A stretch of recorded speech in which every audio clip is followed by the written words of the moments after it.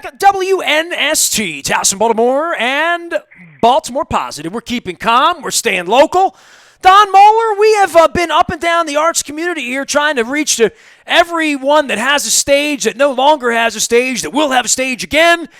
This is obviously your brainchild all week long here at Baltimore Positive. It's been just compelling conversations and people and personalities. But before we get to our next guest, this is one of your special places as well, so I'll let you do the leadership. But you are the one eating the Faidley's crab cakes right now and eating the crab soup. You are the one down the street from my favorite chicken and waffles in Catonsville at the State Fair. So I'll let you do the sponsor plugs here this time. Well, we do. We ask everybody to just remember all the small businesses out there. Our friends Evan Brown and Keith Halsey at State Fair. They're still doing breakfast, lunch, and dinner. Give them a call. Their full menu is available. Nestor only ever eats the chicken and waffles. That's not true. Occasionally you get the shrimp and grits, I guess. But he's a chicken If and I get curbside, I'm getting the meatloaf. I'm going to get the TV dinner. Going for the meatloaf. Mm-hmm. They'll bring it right to your car. If you live in the area, they'll actually deliver. Our good friends at Faidley's. We love Damie Hahn and Bill and Nancy Devine, Baltimore legends, really legendary folks, legendary businessmen and women. The Lexington market's closed, but Faidley's will deliver their crab cakes, their crab soup. Nestor wants to know, he thinks they might even deliver the mac and cheese right to your door. So jump on their website, hit the shop button, make that happen. And Jeff Moeller and Moeller and Gary Realty, they're still selling homes. They're listing homes. They're taking virtual tours, Skype tours, Zoom tours. So the real estate business goes on. Give them a call. And Nestor, you're nice enough to say that this Arts Week, which has been inspirational to me, was my idea. But my idea only goes so far as to reach out, get an outstanding executive producer, and that's former Baltimore County Communications Specialist Rhonda Cohen, who was the county's link, and I know Michael knows Rhonda, was the link to the arts and cultural institutions in the city. Rhonda did a great job of putting all of this together, and we jump up. We really, it's fitting really, that we wrap up with Center Stage and Michael Ross. Center Stage, one of the great institutions in the city, and we say arts and theater touches our soul. And Michael, welcome to Baltimore Positive. Thank you so much. Thank you. It's great to be on here. Well, for us with the arts and with theater and all of this, I'm a sports guy by trade, right? All of this was coming together, and Don talks about when I go see Dear Evan Hansen, I'm going to need a box of tissues. We're going to cry together. We're going to laugh together. We're going to cheer together. We're going to sing together. We're going to do all these things. And I've been to Center Stage many times as well, going back even 30 years ago when some of my favorite performing artists, Eric Bogosian, would show up there every couple of months, and I come down there for something, and he'd make me do some deep thinking and whatnot. All of that, everything about the theater, everything about sports, a lot of things about our culture, every restaurant, every meal, every family meal is about bringing people together. And I think the sadness and the thing we're mourning the most and we're looking forward to the most when we get together is coming together again. And, you spent your whole life, we've all spent our lives trying to bring people together. This is a little unnatural, isn't it? It's very unnatural, isn't it? Yes, we're a gathering place. It's something we pride ourselves on, is how community gathers together and how community laughs together and cries together, thinks together, interacts, has a conversation together. We're about live. It's live. It's in the moment, and it's created for you as you are there together with us at Center Stage. So, yes, the idea that we couldn't gather people threw us for a huge loop, obviously. For you with business, go ahead, Don. Have at it. Go ahead, Nestor. Go ahead. Well, for when you hear this is happening, right? I mean, everyone a month ago, my first thing was, I'm a music guy, Mike. Pearl Jam canceled. I'm like, how dare they? Then the whole world canceled, right? They were just 48 hours before the NBA and all the things in my world, lacrosse, and Don's weekends are all now free because the kids aren't there. But for anyone that runs a business, owns a business, and obviously in the arts, there's so many things that power a business and make it work. And when you can't do those things, I can send folks out to centerstage.org and bringing it all together, but it's changed everyone's life and everyone's business model and what their expectations are when we put this thing back together again, hopefully sooner than later. Yes, huge things to think through all of that. What we did, it's gotten to us to the core of, had more time for us to think about what's the core of what we do. And literally lately, before all this was happening, we've been having a lot of those conversations amongst ourselves saying, what is our impact? What is it we're delivering? And how best can we deliver that? We also got into the concept of, what is theater? What is theater? Theater is storytelling. It is storytelling. It has always been storytelling. It is theater that is live most of the time in terms of its storytelling, but it's storytelling. So we quickly, the minute this was happening to us, we quickly pivoted to say, well, what can we do?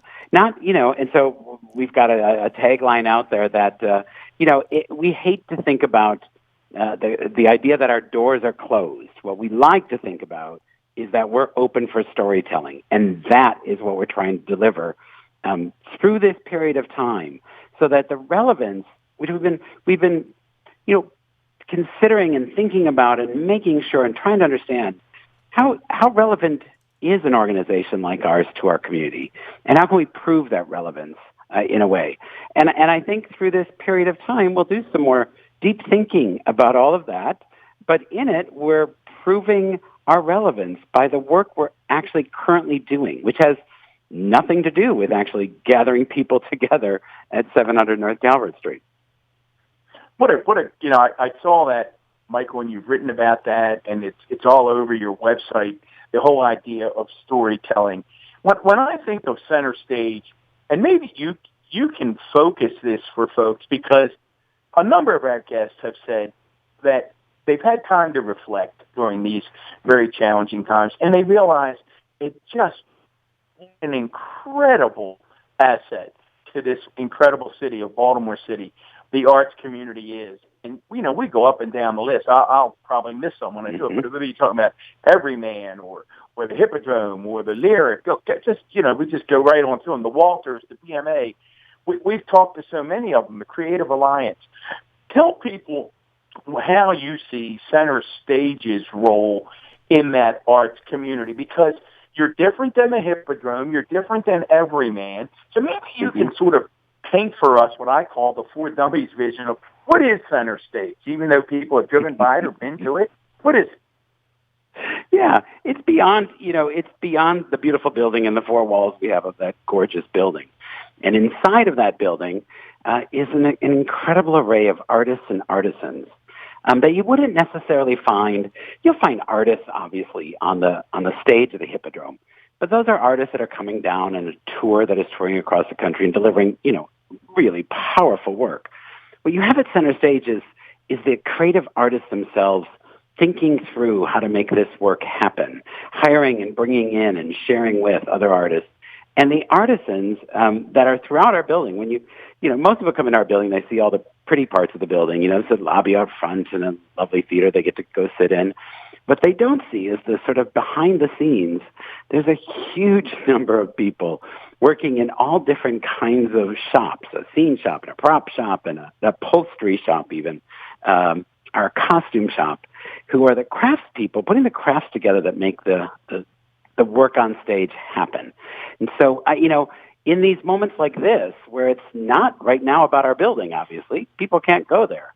It is about our creativity. It is about our people. And one of the things I'm most proud of the work we're doing now, not only of obviously being able to share stories still, but the work our production people are doing. So we have, I'm proud of the fact that we've kept our staff on. They're the core of who we are. We are paying them. We paid the artists that have finished the last show that we were doing and have put that on video. We're very proud of staying together. And in being together, we said, what can we do? How best can we serve the community? Both storytelling, obviously. But almost 3 weeks ago now, our director of our costume shop got inspired by a story he saw out of Oklahoma at the time, which has now become a more national story, but was just sort of the beginning. And he saw a story about a hospital in Oklahoma asking seamstresses to come together and make surgical masks. And now, for the last 3 weeks, and in fact inspiring many other theaters across the country, our costume shop has been working day and night making surgical masks for our friends at Mercy Medical Center. jumping on board was our scene shop and our props people who are, 3D printers.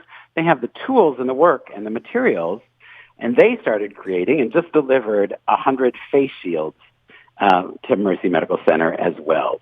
So we're being of service not just for your mind and for the creativity, but for our artists. Our artisans are being of service as well to our community to actually help save lives. We think, of course, often what we do is enrich lives, change lives, but we leave the saving lives to those that are doing cancer research and other things. And currently, I think Center Stage is also helping to save lives. Michael Ross is our guest. He's executive director at the Baltimore Center Stage. You can learn more about everything that's going on there on blogs, education, all sorts of things here at centerstage.org. Go ahead, Don.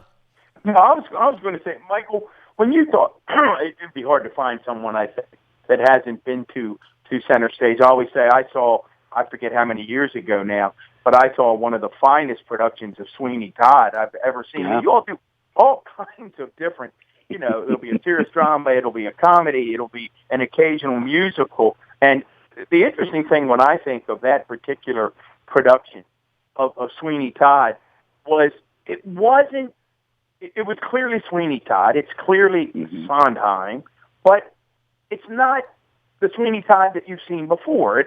Everything at Center Stage has a little individual twist on it. Is that accurate?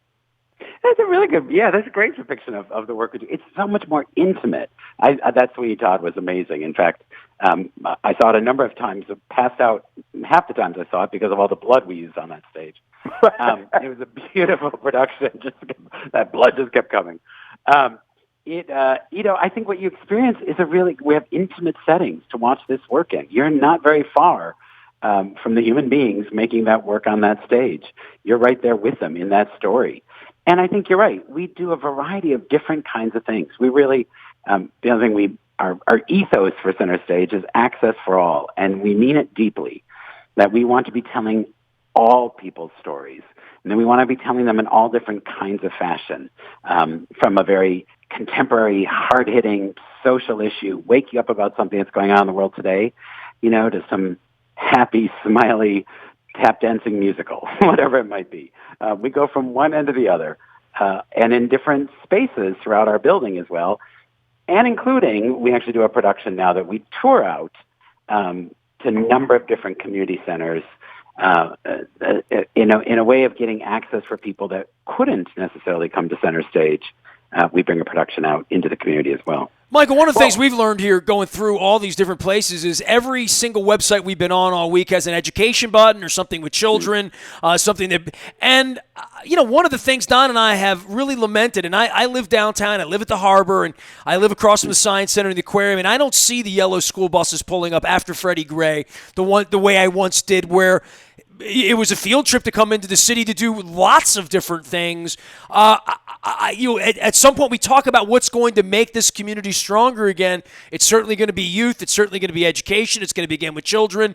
And the educational stuff that you do, and I know there's a long, rich history. I want to give you an opportunity to talk about that because kids aren't in school right now. And Don will tell you he's got 7 grandkids scattered all over the place he can't hug right now. And I've had at least I've had both the parents on the last couple of weeks talking about what to do with their kids. And there's so many places you could even steer online right now with your children, educationally and otherwise, that families are spending nights together, and maybe families that had spent nights together coming to Center Stage can do different things at this point to try to keep people engaged during whatever 1, 2, 3 month, maybe longer period of time where we're not going to be getting together at places like Center Stage.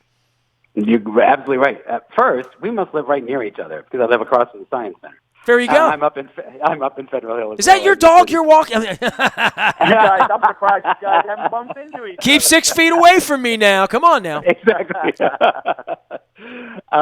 Yes, so know the city. And yes, we're doing a lot. I mean, boy, the challenges for families at home through all of this period of time, and for the schools, and keeping kids engaged and all. And keeping kids creative, right? I mean, there are going to be a lot of lessons you can learn, and you should be learning your math, and you should be learning your grammar and many other things, but also making sure their creative minds are activated.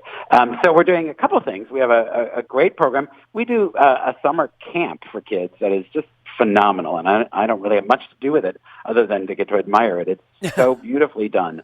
That really brings that creativity in kids that you would never imagine would ever be up on a stage.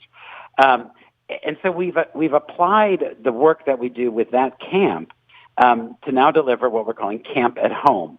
And right now we're doing a program called Stories of the World, where for 8 weeks we have given and we have arranged it so that parents and guardians and all can work with their young people to tell their own stories and how best to tell their stories in this program. So that's being delivered every Monday. New chapters come out on our website and in our Facebook page. So check those out if you're a family looking for things to do and keep being entertained. Michael, I think what I can hear a mom or dad in their car right now is say, wait a minute, you mean, do I just go on the website and this content is available to me? Is that how it works? Yes. Free of charge. On the website, on our Facebook page, absolutely. Yeah. Wow. Camp at Home. And it will give you, they're really great exercises to do. You'd think telling a story is a fairly, everybody can tell a story. Well, it's really about the story you choose to tell. How do you select that? How do you edit that? How do you inspire through that story? Whatever you're trying to accomplish with it. And so it gives you exercises in how to do that with your young people. We're also doing something we just launched nationally that New York Times ran last week, something called Play at Home. So we've commissioned very many commissions to a number of artists and playwrights and good friends of ours to get a little bit of money in some playwrights' hands as well. Artists are suffering through this. They're part of the gig economy, frankly, and they're really suffering through all of this. So we put a little money in some of our playwrights' hands, and we asked them to write a 10 or 15-minute piece, little play, brand new play, that could be performed at home or over Zoom with your friends and read out loud by families. And so there are many different options on our website called playathome.org and also connected to Center Stage for you to download a play and gather around somewhere and do a reading of it. I'm going to do one this weekend, actually, with friends of mine that have a young daughter and another friend of mine, another place. And so we're all going to jump on Zoom and read a play out loud together. Wow. So many. Nestor and I keep saying, Michael, that there's so much to be inspired by in all of this. You're just talking to you can tell you're someone who loves the theater, loves the storytelling, loves engaging the public. Maybe he doesn't like Wicked too. How about that, huh? Exactly. Tell our listeners, how does little Michael Ross growing up become interested in theater? How does that come about? Tell us a little bit about you as a child and whether theater was always front and center or is something you drifted toward. Oh, gosh, that's a story I don't really ever tell. Or I've been told for whatever. No, I never did theater. I never did theater as a young kid or anything else. Never was in one of those pageants or anything else. And finally, it was when I was in high school. And the story about me, you'd be surprised considering how much I've talked already on this podcast, is that I never... Well, you're the guest. That's what we do here. I can talk to him anytime. Nobody wants to hear me talk to him, believe me. Especially the me part, Until I was 16, I never said a word. I never said a word, to the fact that my parents actually took me to a psychologist at one point because I was... Wow. Maybe the Tommy reference. I was, sort of Tommy, who's Tommy, years ago. Didn't say a word. Didn't do anything. I could, just didn't. And I saw a theatrical production, and it opened me up in ways that I never would have guessed. And it was allowing me to tell somebody else's story, which is what you get to do in a play. You get to play a character and do that. Finally allowed me to actually have my own voice. And so I credit theater for doing that for me. I didn't. And then originally, I didn't think I'd really go into it. I was going to go be an accountant, something quiet, I thought. And now you're doing podcasts. Right. Exactly. And from there, I decided, I'm not going to do that accounting thing. Why don't I go back to that love of theater and hope to inspire others with the stories we can tell? And frankly, I got to do both in a way. I get to do theater, but I'm the executive director, so I run the business end of the theater, and I ultimately get to look at a lot of accounting all day long, too. Well, you have to make it work. Tell us, that's an interesting, what a blend, the accounting and the love of theater. How difficult is it? And that's something we really have not talked about a lot this week, Michael. How difficult is it to make all of the finances work is regional theater the right name to use for something like Center Stage? Yeah, absolutely. For a regional theater like Center Stage, how difficult is it to make the books balance at the end of every year? Horribly difficult. It really is.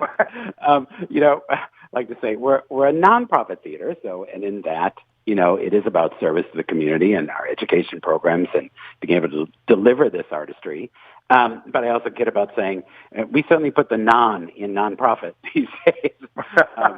It is awfully difficult. Ticket sales can be very variable. They can go up and they can go down. They can be, amazing for one production and not so for another. And, it's the creation of art, and you do this work. It does take an audience to be with it. That is part of the whole equation.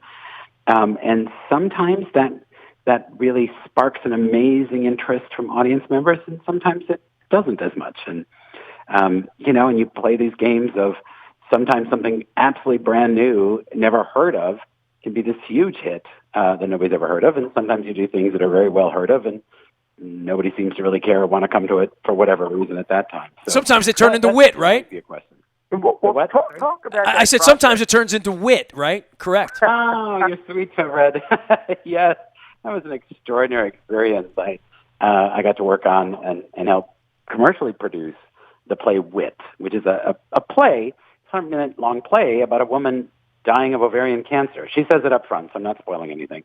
It's a very tough piece of theater, but it is, if anybody ever got a chance to see it, it's a beautiful piece of theater, and there's a wonderful HBO film on it as well. And, it was a little play that could. It got absolutely rejected by 100 theaters. Nobody would do it because it's a play about a woman dying of ovarian cancer. And we chose to do it in a small little theater space in New Haven, Connecticut at Long Wharf Theater many years ago. And you ate good pizza when you were there, right? I ate very good pizza. Yes. Sally's or Pepe's. I was a Sally's guy. Yes. Yes. Now take Wit. It is the debate in New Haven, right? By the way, Witt won a Pulitzer. Michael Ross won't tell you that, but I will. He is the executive director at the Baltimore Center Stage. Keep going about Witt. You were talking about New Haven? Oh yeah. Then it got it hardly even sold a ticket at first in New Haven either. Until a New York Times critic came out and basically called it, and the quote was, the play of the decade, because it was so moving and so powerful. It is an amazing piece of theater. We moved it into New York. Even Broadway theaters wouldn't take it at the time because of its subject matter, but we moved it to a big off-Broadway theater, and it basically won every award, except for the Tony Award, you could possibly win in the American theater, including the Pulitzer Prize, which is so terrific, and ran commercially for 3 years and played all over the world, did a big national tour. It was a huge hit. But it is to say, yes, that even thematically, you look like a piece like that and think nobody's ever going to come to that. And It's actually one of the biggest hits I've ever can you done. think something like that could come from a place like Center Stage at any point? Oh, absolutely. Absolutely.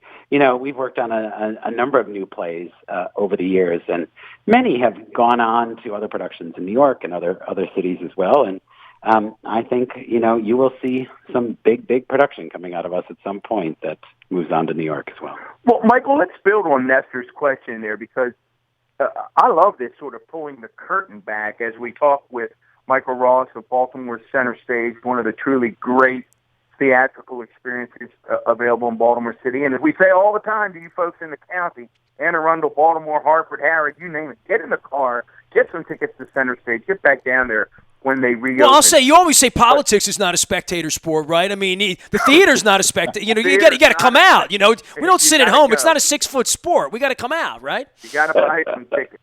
But Michael, going to Nestor's comments about producing Wit, your comments about trying to at least be able to pay the bills and turn the lights on. Walk us through, peel the curtain back as to how the 6 shows or so that you're going to have in every season are selected. And I guess what I'm asking is there a discussion between you and Stephanie Ybarra, who I guess is the artistic producer? You're the executive director. Do you all go back and forth? Do you try to balance what might be really interesting theater versus what might put folks in the seats? How does that work? Great. Yes. It's a conversation that happens a lot. it does go back and forth an awful lot. What we're trying to honor first and foremost is the artistry, the work of the artist, to find the right pieces that may, and the time we're in, the place we're in particular. We know we're here in Baltimore and our audience is in Baltimore, and how something might resonate with them. And things that really resonate to Stephanie. I mean, she's Ibarra is our artistic director and the real curator of the work we do on stage. Finances then plays into it, of course. we try not let finances play in it first very much, but it is always a factor about how much something might cost or how much something might sell. All those play into it. In our industry, in the nonprofit, thank goodness, we have so many people and institutions and corporations and others that support us and make sure they want us to be here in the community. So a lot of our budget comes from contributed income for those that really support Center Stage, making sure it happens. But another good portion comes from ticket sales.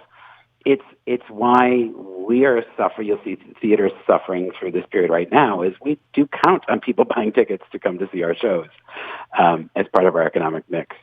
You count on subscribers, Michael, when you're talking about that? Is what? You count on subscribers?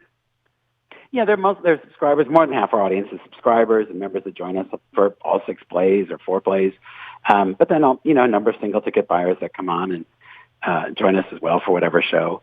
It's it's crucial that we have on. What's most important is that we have audience, and then what they're paying, how they're joining us is a big part of it as well. But you can have these. It's interesting to have different shows. We've seen them. We try to predict. That show's going to be a big hit. That is not going to be a big hit. I think this will sell a lot of tickets. This will have a great appeal. And sometimes we can be somewhat right, but often we can be wrong and think, well, that didn't work, because it isn't just, we found a play that, here's a play that played out in Cincinnati and sold a lot of tickets, so we should do that play. Well, we do that play. Maybe we don't do it so well. Maybe it doesn't work as well. It doesn't gel or something. Or maybe it's just not all that interesting to our people here in Baltimore, and it doesn't sell as well as it did in Cincinnati. That can happen. Take a positive spin on that, Michael, for a minute. Can you identify a show at Center Stage that came in and did really well, and you said, son of a gun, I wouldn't have predicted that. I got to tell you, there was a piece that we did about 3 years ago, and then we brought it back last year, called Twisted Melodies. Now, it's a title nobody's ever heard of in their life, because it's a brand new piece. And this came out of a small theater in Chicago, and it was very small scale as it got developed. A one-person show, basically, and developed by the guy that played it and the guy that wrote it, same guy. And he had done this little sort of very small show in Chicago. Our people had gone to see it. I got a script for it. I read it and thought, this thing it's a mess, a bit of a mess. Like, I don't know what? We're going to develop this into something on our main stage and have it on our theater. And yeah. And I could tell you another story about a famous moment of losing a play. But this one we kept. So this one, they did. We went out and worked on it, and it takes work. It's like a writer does with editors. It's like, all of this it takes work to refine and to bring out the story. And so they worked and worked and worked, brought this story out, brought in director, brought in designers, developed this piece. We got into rehearsal. I go into the first preview. I watch this thing, and it is stunning. I mean, I was stunned, as most people as they saw it, where by the end of the show, the ending of it was spectacularly, beautifully handled. And the show, called Twisted Melodies, was actually the life of Donny Hathaway, which we then were advertising after that a lot, saying, so Donny Hathaway, familiar to some people as one of the greatest soul singers of the 80s, 70s, 80s, and he... and it's the story of his life. And his life, if you knew it, and many people did that came in, ended tragically early, in his early 30s, when he either fell or purposely threw out a window in a hotel room in New York and killed himself. So you're also thinking, okay, the end of this play, we all know what the end of this play is, or many people do as they come into it, and it's about a man who ultimately commits suicide. Really tough, right? This thing, so it was tough. Nobody had ever heard of it. I thought originally it was a mess. One of the biggest selling things we'd ever done. In fact, we brought it back, sold more tickets, because it was powerful, both entertaining. Wow. That music is spectacular. The performance was unbelievable. and what you learned and thought about in a really positive way about mental illness and what it can do to these extraordinarily talented people was a really powerful message that people took from it. Didn't take it was heavy, it was hard, but I think people took a message of hope in a way, of making sure we're taking care of people that have mental illnesses and working with them to, have them achieve their lives and their talents. We actually ended up bringing it back, performing it again at Center Stage, and then touring it to the Apollo Theater in New York, which is one of the greatest experiences I've ever had. That I never thought in my life I would be doing a show. Was that your first trip to the Apollo, Michael? And it was, unfortunately, yes, embarrassingly enough, my first trip ever to the Apollo Theater. I hope you got some fried chicken and some soul food down the street somewhere. I did, actually. I hope you went to Sylvia's or something, did something up there. It was spectacular. I'd never been there. And you know it the minute you walk into it. It's so historic. You can feel it as you're sitting in there. It was huge. I was beaming with pride being in that space and performing that show there. Michael Ross is our guest. He's the executive director at the Baltimore Center Stage. Don, you almost done, but Mike, you got more for him. What do you got for him? Well, I tell you, we could talk for hours. I mean, I'm just enjoying this. Michael, what are you excited about? And you've been gracious with your time. What are you excited about, as I say, when we finally get the all clear and we can go outside again? What excites you about what's coming up at Center Stage? That when folks are out there right now, they got cabin fever, they want you to say, here's what's going to happen at Center Stage.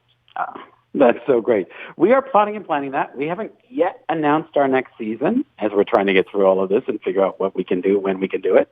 We're just about to do that, so I can't even tell you a play yet for next season. I'm excited. We'll have to bring you back when you figure it out, right? That's all. I love them all. You want another Twisted Melodies, right? Yes, exactly. I'm gonna.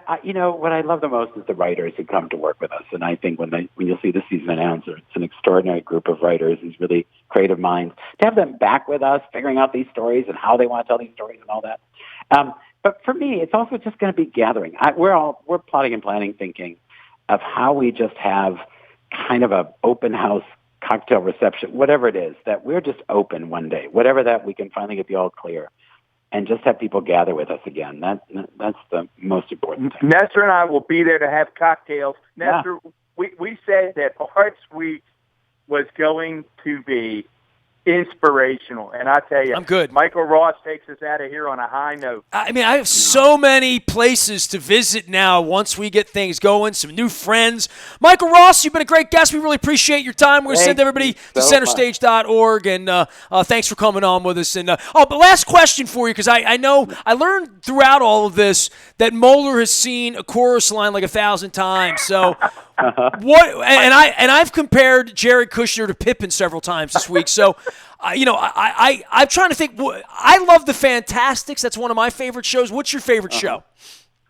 Oh my God! My favorite play ever is The Glass Menagerie, which is just a beautiful lyric piece of theater. I gotta say, in terms of musicals, I would put West Side Story above anything else. How about that? All its artistry. But I would tell you currently, now when Broadway comes back on, if you haven't seen, I think you'll really love. If you have not seen Come From Away, you've got to see Come From Away. It is spectacular, isn't it? Isn't it? It is, isn't it? All right. I wept, from the moment it started to the moment it ended, and yet wept with a smile on my face most of the time. Well, as Nestor knows, Michael, you sound like a kindred spirit. He knows I'm a weepy man. I'm a weepy man anyway. Oh, you gotta go. I think I cried at Evan Hansen when it opens up with him on the bed. So it's like this starts. You're going to be a mess that Come From Away. Take a whole box of cleaning. Stop later. You're right. It's just a phenomenal show. And again, I think when you hear us chat about the theater and hear you chat about the theater, it makes you happy. It brings us together. I mean, isn't that what theater does? It brings people together and it gives them a positive experience and a shared experience. Yes, absolutely. One of the things I always say, if I have one more minute, that I say often is, and they ask about what's the difference between a movie and going to a movie and going to the theater. And, they're the same thing. They're both storytelling, right? They both have directors, they have actors, they tell a story of some sort, they focus you on that story. But if you go to a movie theater and you buy your popcorn, you get your soda, you walk in there, and nobody's in the movie theater, you're actually kind of happy. You're kind of Right. like, great, nobody's going to talk, sit in front of me, blah, blah, blah. I'm great. This is great. If you go to the live theater and you come over to center stage and you buy your coffee beforehand, you pick up your ticket, you go in the theater, and you get in there and nobody's in there, you're not happy. You're completely the opposite. And why is that? And that's because it does take both. It takes the audience and the actors live to have the kind of experience that you know and expect from a live theater performance. It's a living, breathing thing together with the audience and the actors there, and it's unlike anything else. So what a wonderful way to end Arts Week, because when you're sharing that, Michael, I'm thinking of, and Nestor knows I'm a theater nut, and a theater nerd, and I'm thinking of all the shared experiences. It's funny when I saw Hamilton on Broadway.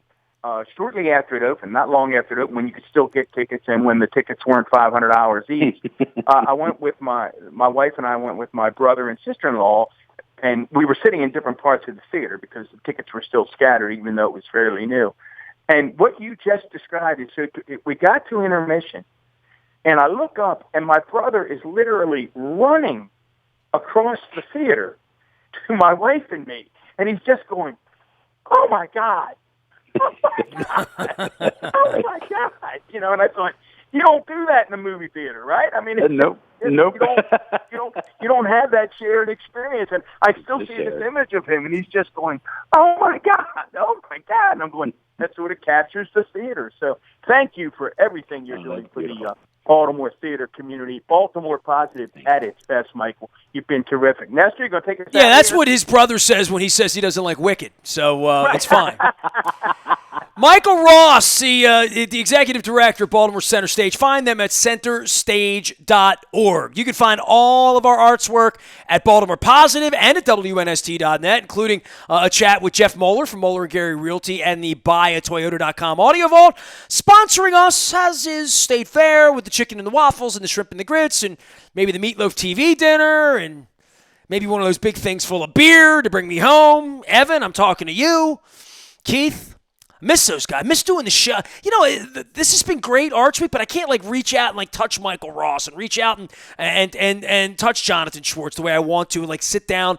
We should have all the arts people together over at State Fair when this thing's over with and serve them proper chicken and waffles, or maybe meet down at Fadley's for proper crab cakes and mac and cheese. Don Moeller ordered some Fadley's online, so they will ship you crab cakes. They are just as delicious. Don's going to prove that to me tonight on Facebook when he's eating them and I'm not. Make sure you're subscribing to Baltimore Positive. Find me, Nasty, at WNST.net, Facebook, Twitter, LinkedIn, Snapchat. Throughout the pandemic, I'm just like the dude. Keeping calm, staying local, and always staying Baltimore Positive.